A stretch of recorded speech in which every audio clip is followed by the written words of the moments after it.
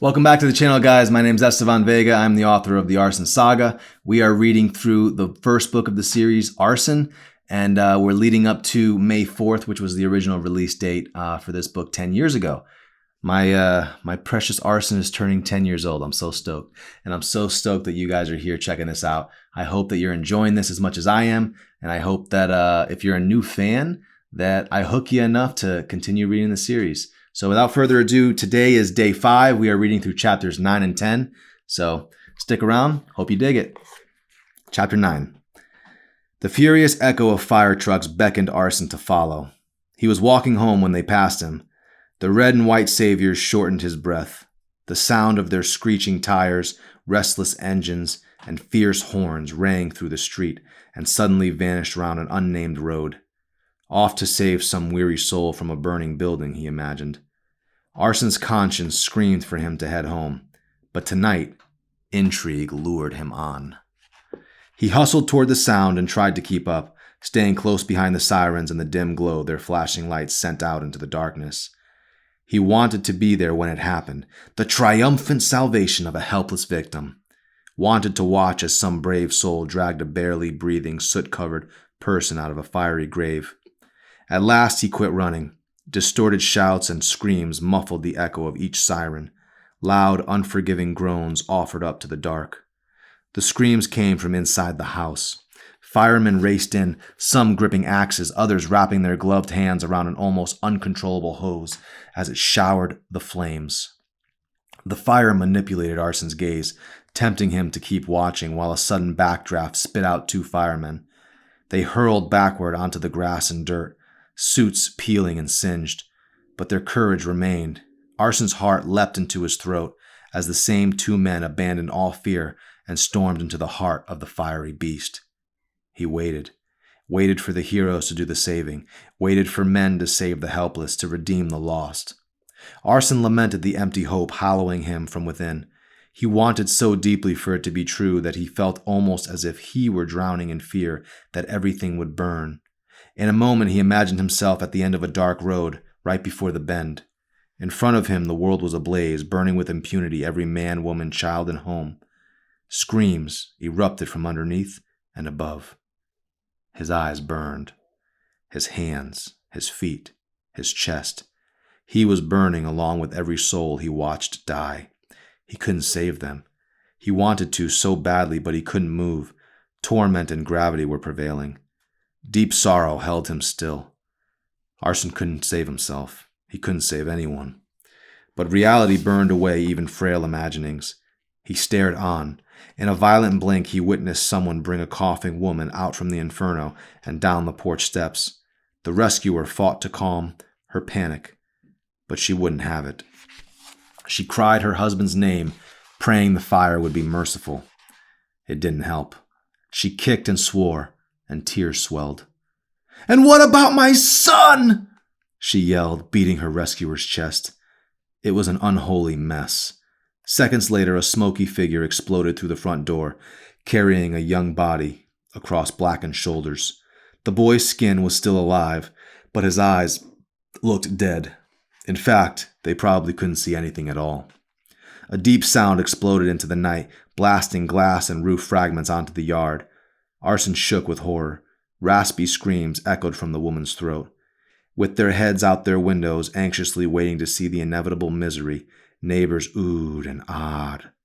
Arson noticed that the woman's hair and face were matted with ash and soot, her clothes torn and ripped. She hung there in anguish and sorrow, so enveloping you couldn't breathe. The way the weathered firefighter's stare broke the news of her husband's demise shattered Arson like glass. He was saying sorry without moving his bleeding lips. The woman fought to go back inside, die if she had to. She sobbed, she clawed, she got down on her hands and knees and threw dirt at the man who refused her freedom, or as they saw it, suicide. There was no hope left inside. The fire had completely destroyed it.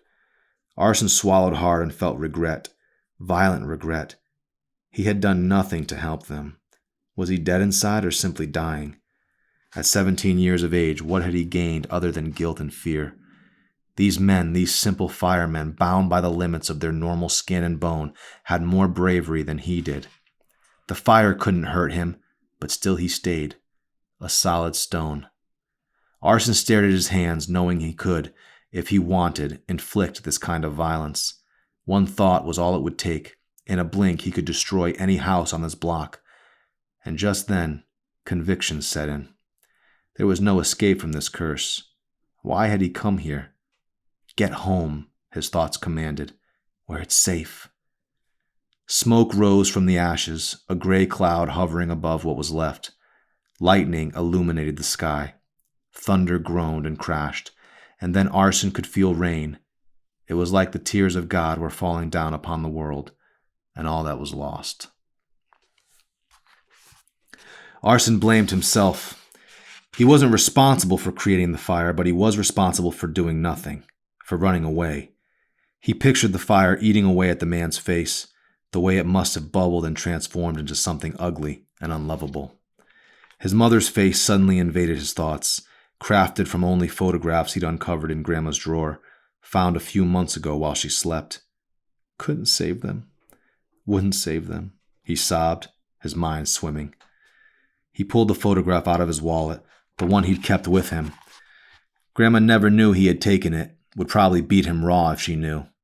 I loved your mother very dearly, Arson. She was my angel.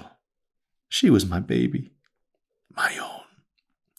That's what Grandma always said right before she cried. On his mother's birthday, Grandma always reminded him of what he'd done. Every October 27th, she blamed him for taking her precious angel away. You cursed little demon, she'd say. Kill her. She was right. Grandma had known his mother better than he'd ever had the chance. All he had was a crumpled photograph of Frances Parker, the woman who died because he was born. Kill her! You took her away! Kill her! You killed your own mother. Arson's nose filled with snot. Sorrow poured down his cheeks. Heavy raindrops hit the back of his neck and felt like knives cutting pieces of his skin off. His hair lay down in surrender in front of his eyes, a gray crystal blur. Arson reached the end of the street and crossed, ignoring the blinding beams of the car speeding toward him. The wet screech of the tires might have otherwise scared him half to death, but tonight was different. He realized how short and fragile life could be. Life ended at any given moment, like the life of the trapped father who would never see his son again, or his mother who had died giving birth to him. Arson knew these feelings well, and tonight welcomed them. Hate for himself, hate for the old and gray world that hated him. It seemed like hatred was a gift tonight. It felt good. It felt right. The road split and he paused. He knew which way was home and chose the other. Watch where you're going, another incensed driver hollered. You could get yourself killed! Arson began to run. I deserve it, he whispered. The water felt hot, even though he was sure it wasn't. Maybe it was coming from inside. Suddenly he stopped still in the middle of the street, looked around. The world was dead, asleep. Every wandering thought stormed him at once. A childhood he never had, the mother who created a monster, screams of a burning victim trapped in a house without rescue. Kill her! His eyes searched the darkness. Still no one. The fire inside begged for release like a serpent slithering beneath wet flesh. The headache, the numbing rain pouring down from a god he never saw, never knew. In one fluid motion, the serpent took over. It slithered its way to his wrists and spread to the tips of his wrinkled fingers, gasps of fire licking with each twitch. The stop sign to his right suddenly went up in smoke. The telephone pole to his left wilted to black powder and ash. Electric sparks soon illuminated the night. Arson breathed deeply, tears dripping from lit-up eyes. He screamed, unleashing another wave of heat from his body. The fire felt good. I hate the rain, Emery moaned, sitting at the foot of her bed. She toyed with her mask, wishing it were a face instead. She lifted it a bit to feel the flesh beneath while listening to the patter of rain smacking against the windowsill. Why do you hate the rain? Emery asked with stressed-out eyes. It makes me sad and depressed. As her mother drew closer, Emery remained tense. She hated how her mother looked at her, like a monster. It was obvious her parents had never seen her the same since that day. I guess it's normal to feel depressed when it rains, honey. They say that weather can sometimes dictate the way we feel. They often say that our emotions are fickle, much like the weather. Amy looked as though she wanted to smile, but her face wouldn't allow it. Whatever, you're not as funny as you think, Mom. Well, sorry, we can't all be as funny as your father. Emery saw her mother cringe, but ignored it. Instead, she lifted her head slightly and stared through the glass window, out into a gray world filled with tears. I hate the rain, she sighed again, this time murmuring. A hand brushed the back of her shoulder where the white nightgown Emery let droop to her elbow hung. What's the matter, sweetheart? Emery was silent. Honey? What? You seem like you're thinking about something. You were staring out into space. What's wrong with you? Nothing, Emery replied. The last thing she wanted was the possibility of an argument, however small or unprovoked. Don't be ridiculous. Tell me what's bothering you. She felt her mother reach to rub her back, but instead Emery coiled up around her pillow. It's the new house, isn't it? A new bedroom you're not used to, this ugly town feeling more like the set of some low-budget horror movie than a home. She focused on her mother, suddenly this opinionated list-maker who formed a spreadsheet of all the wrong things. God only knows who our neighbors are, Amy continued. Gosh, I can't get that creepy boy out of my head. Who sneaks up on people and watches them like that? I don't know. Maybe he was just interested in who we are. Yeah, well, I'd like to know what kind of people live around here. There's no telling how bizarre they might be. Heaven forbid we wake up one morning and get abducted. Maybe you should sit down and talk about your feelings, Mom. Emery waited for the words to settle in and disturb the living daylights out of her mother. Feelings? Amy replied. I'm fine. A little uneasy about this place, that's all. Emery sank into the pillow, could feel the goosebumps on her arm. It became cold all of a sudden when her mother's hand once more reached out to her. Why do you keep trying to touch me? I'm your mother, and I love you. You're acting so strange. Who was she to start making accusations? Did she have to spend 7 years afraid of her own reflection? Emery hated how parents and shrinks always thought they had the answers when, in reality, they didn't have a clue. I'm not acting strange. I just don't want to be touched right now. I don't want to talk about my feelings or this rain or this new house. I want you to leave me alone. It's perfectly normal to have feelings, Emery, Amy tried. Emery's eyes rolled back. There you go again. What did I say this time? What? Nothing. No, tell me. Emery adjusted her mask and retreated under the covers. It's that terrible mask. I never liked it. But your father insisted. I can't believe you wear that creepy thing every day. It's awful. I know, it's not like your opinions are anything new. Emery groaned. I'm tired. So am I, Amy spat. Think what you will about me, but you and I both know that masks can't hide everything. Emery buried her head beneath the pillow. You have me all figured out. A defeated sigh pushed its way out. Amy turned the light off as she left the room. Emery could hear loud footsteps outside. She leaned up in bed and stared out the window, noticing a dark figure. The strange boy her mother couldn't stand.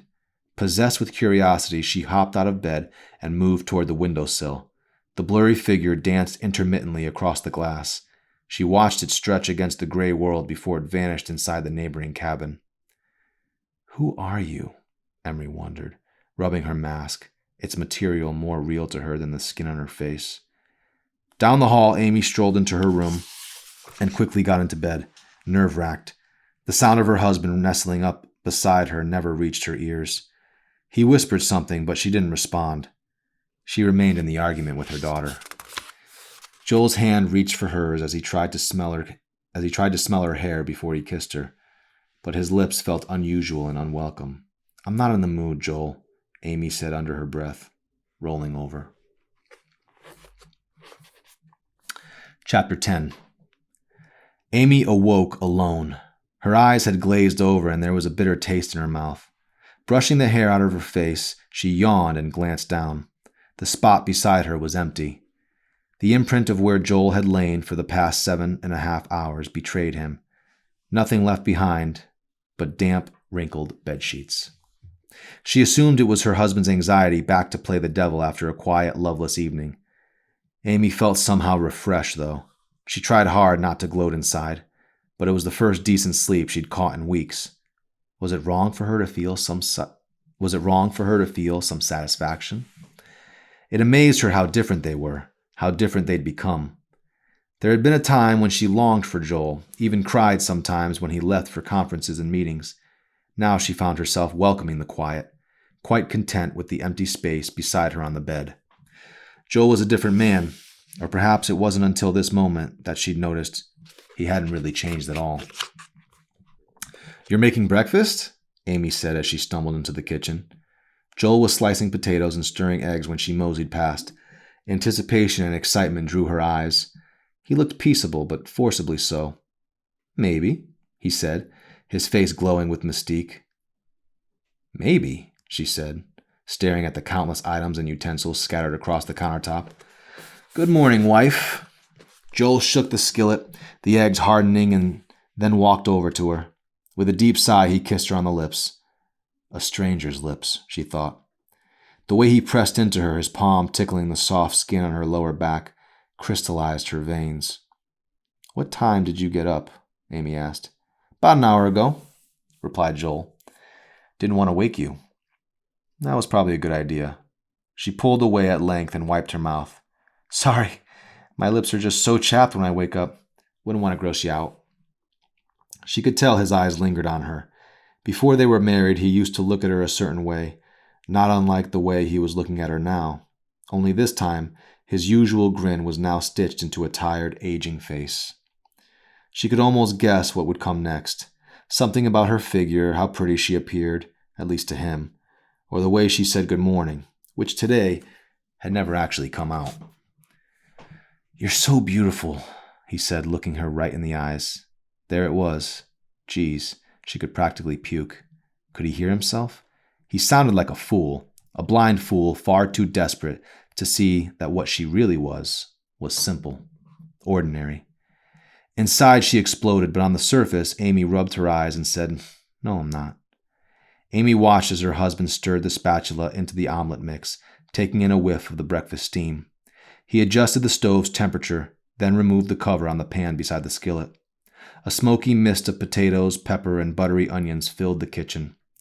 "Home fries are almost done." "Amy, are you ready for the best thing in your entire life?" "Yes," she wanted to say. "Yes, I am." Joel scooped the omelet onto a paper plate, then loaded the other side with sautéed home fries. "A meal fit for a queen. You'll need this in order to impress all your new colleagues at that prestigious clinic." The sheer emphasis he used nearly made her hug her stomach. "It's a hospital, dear, not a clinic." "Tomato, tomato." He shrugged. "Oh no, there's a difference." "There is. Ask any nurse, and she'll tell you I'm right." Her eyebrows dipped into her nose, her tone morphing into something grim.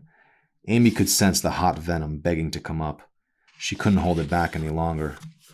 Months of working hard as a nurse, while he lazily tried to find himself again, was enough to make any woman want to scream. That job is the only thing that's going to keep us afloat the next couple of months while you pull yourself together. Joel bit his lip, beaten. With numbness in her eyes, she watched his face crumble. "Is something burning?" she asked, flaring her nostrils. "The toast!" Joel dropped the plate and rushed to the smoking toaster. Jamming the switches up, he stared, defeated, at burnt squares. "It was almost perfect," he sighed, handing his wife the plate. Those two words described her entire life. Almost perfect. Like almost getting your chores done before Dad got home, or almost pregnant. The scares, trials, and, at times, joys of youth seemed to call her again. Joel dropped 2 more slices of bread down the toaster's throat, while Amy poked at her food, lost in some fairy tale ending she'd imagined 1,000 times in her head, none of which had brought her here. How did she get here anyway? Playing with the ring that bound her to this failed minister made her feel as if she were a prisoner, and this lackluster rock was keeping her in captivity. Was he just another inmate?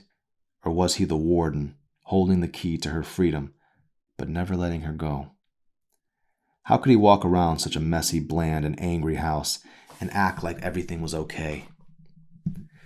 Once Joel applied the butter to the 2 steaming slices of bread, he quickly placed them onto his wife's plate. "Oh," he said, "almost forgot." Joel then ran the knife down the center of the bread and created 4 parts, blackened just right. Thank God for second chances.